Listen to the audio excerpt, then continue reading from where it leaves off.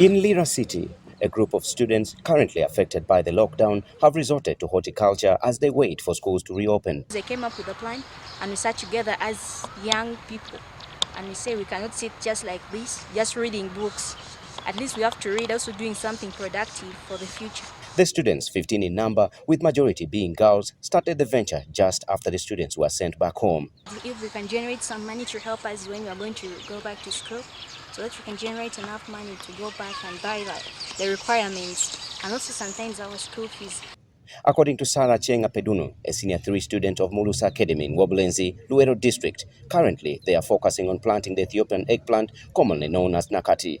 We started the eggplant with the Ethiopian eggplant because of some various reasons. It doesn't require so much spraying and doesn't have much diseases and pests.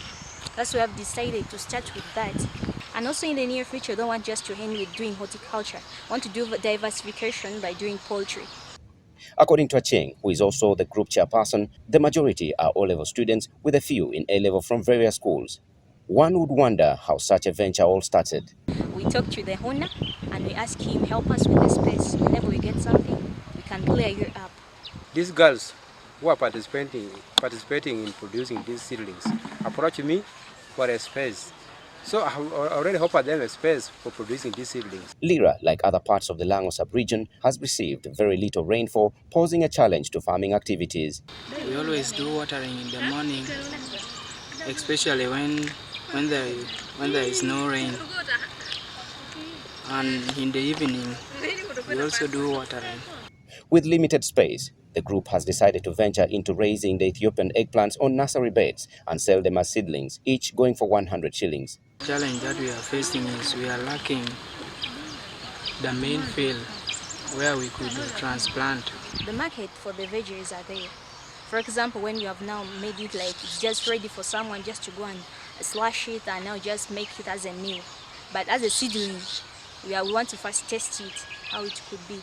With no special training in horticulture, the group relies on rudimentary methods. People who are doing agriculture, for example, in Lira, they also gave us some tips. And also we are going for some trainings how to manage the group with the GIZ.